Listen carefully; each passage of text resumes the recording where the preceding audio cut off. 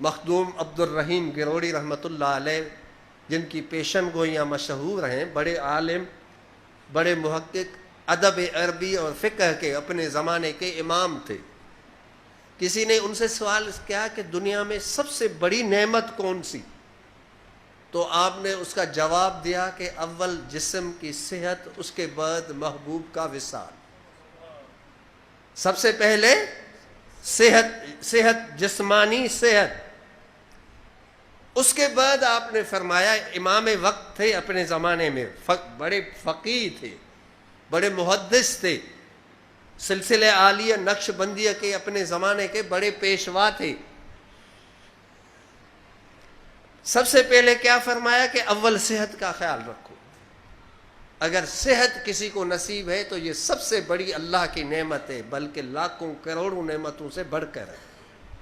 صحت نہیں ہے تو کھانا مزہ نہیں دے گا، نہ پینا مزہ دے گا۔ صحت نہیں ہے تو بھائی محبوب بغل میں ہو، جب بھی وہ محبوب بھی تنگ ہو جائے گا کہ بھائی یہ تو کھانستا رہتا ہے، اس کے ساتھ بیٹھنا کس کام کا۔ تو صحت تو سب سے پہلے ہے، اس لیے انہوں نے کہا کہ سب سے پہلے صحت، اس کے بعد وصال محبوب۔ محبت واقعی بڑی قیمتی چیز ہے، لیکن اس کے لیے بھی صحت چاہیے، وہ بھی نعمت خداوندی ہے، لیکن بنیادی صحت ہے۔ صحت کے اصولوں کا لحاظ رکھو، اپنے بچوں کی صفائی کا لحاظ رکھو، گھروں میں صفائی کے اصولوں کا ہمیں لحاظ رکھنا چاہیے۔ کھانا کھائیں تو سنت نبوی کے مطابق وضو کریں، ورنہ کم از کم ہاتھ دھو لیں، اچھی طرح سے ہاتھ دھو لیں صابن سے، اس کے بعد کھانا کھائیں، جیسے کہ آپ صلی اللہ علیہ وسلم کی سنت تھی۔ اصولوں کے مطابق مسلمان کو جینا چاہیے، کسی چیز سے ڈرنا چاہیے، رحمت الہی میں یہ امید ہونی چاہیے کہ ہم اپنے آقا کی سنت پہ چلنے والے ہیں، ہم انشاءاللہ محفوظ رہیں گے۔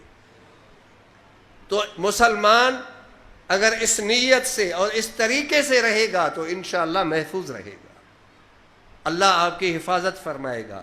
تو میں نے یہ مضمون چھیڑا کہ حوصلہ اللہ کو پسند ہے، باہمت لوگ اللہ کو پسند ہیں، تو ہر جگہ ہر موڑ پہ ہمت سے رہنا ہے۔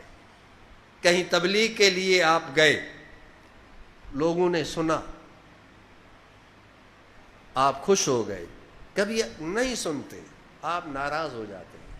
خواجہ فضل علی قریشی رحمۃ اللہ علیہ کی خدمت میں آپ کے ایک خلیفہ آئے کہ حضور تبلیغ کے لے گئے، لیکن لوگوں نے ریسپانس صحیح نہیں دیا، آج کی زبان میں یوں ہی کہا جائے مختصر طور پہ، یعنی صحیح طریقے سے سنا نہیں۔ تو آپ نے فرمایا کہ کیا تمہیں وہ نبی کہیں کیا؟ انہوں نے کہا نہیں حضور۔ تو آپ نے فرمایا کیا تم نبی سے بھی بڑے ہو؟ انہوں نے کہا نہیں حضور۔ تو آپ نے فرمایا کہ اس کائنات میں سب سے بڑھ کر تو محمد الرسول اللہ تھے، علم میں، عقل میں، حسن میں، رعنائی میں کون سی وہ صفت تھی جو اللہ نے آپ کو وہ صفت حسنہ عطا نہ کی ہو؟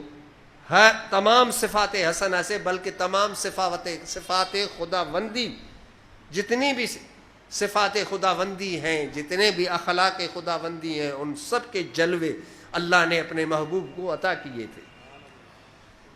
یہ سب ہونے کے باوجود لوگوں نے انہیں نہیں سنا، لوگوں نے انہیں کم و بیش کہا، پتھر برسائے، راستوں میں کانٹے بچھائے گئے، ہر طرح کی تکلیف دی گئی، نماز پڑھنے نہیں دیا گیا، کیا کیا نہ سہنا پڑا رسول اللہ کو، طائف میں کیا کچھ برداشت نہ کرنا پڑا۔ تو آپ نے اپنے اس خلیفے کو فرمایا کہ جب اتنا بھی حوصلہ نہیں رکھتے تو پھر تبلیغ کے لیے نکلتے کیوں؟ ہاں، تو ہمارا کام ہے نیکی کی دعوت کو پھیلانا، اپنے پیر و مرشد سجن سائیں کے پیغام کو عام کرنا، ان کے طریقے کے مطابق محبت سے، اخلاق سے، پیار سے، ضرورت کی چیزوں کو بیان کیا جائے، وقت اور زمانے کے تقاضا کو سامنے رکھا جائے، تقاضائے زمانے کو سامنے نہیں رکھو گے، صرف ماضی کے قصے کہانیاں ہی سناتے رہو گے، تو لوگوں میں تبدیلی کیسے آئے گی؟ اپنے زمانے کے لحاظ سے انہیں رہنمائی کیسے نصیب ہوگی؟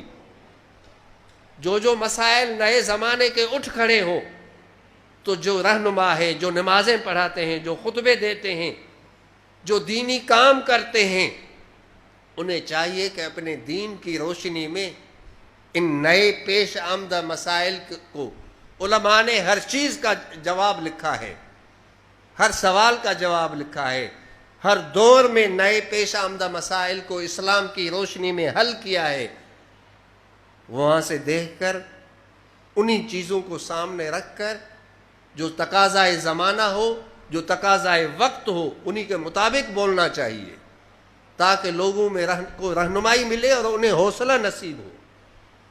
رسول اکرم صلی اللہ علیہ وسلم نے یہی ہمیں سکھایا۔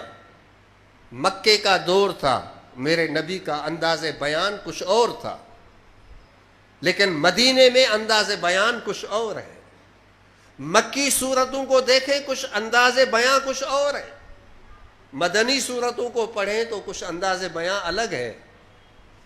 اللہ چاہتا تھا وہاں وہ جو مخاطبین تھے، جو وہاں تقاضا تھا جس چیز کا، اسی کے مطابق آپ کے بھی خطابات ہیں، آپ کی بھی گفتگو ہے، اللہ تعالیٰ کی آیتیں بھی ہیں۔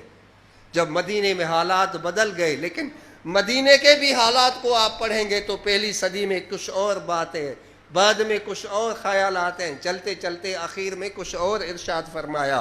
جو تقاضے سامنے آتے گئے، میرا نبی امت کو ہر اس مسئلے کا جواب دیتے گئے، حل بتاتے چلے گئے۔ تو امت کو اس سے سبق سیکھنا چاہیے، صرف قصہ کہانیوں میں نہیں پڑھنا چاہیے ہمیں۔ تو بات میں کر رہا تھا کہ اللہ کو حوصلہ مند لوگ پسند ہیں۔ اسی سلسلے میں نے یہ بات کی کہ جب مبلغین، خلفاء، علماء جاتے ہیں، کوئی سنتا ہے، کوئی نہیں سنتا، اس کی فکر نہ کریں، آپ کا کام ہے پہنچانا۔ وما علینا الا البلاغ، ہم پر فقط پہنچانا ہے۔ نصیحت کس کے حصے میں آتی ہے؟ ہدایت اللہ کسے عطا فرماتا ہے؟ وہ فیصلے اللہ کو کرنے ہیں، ہمیں صرف کوشش کرنی ہے، ہمیں پہنچانا ہے۔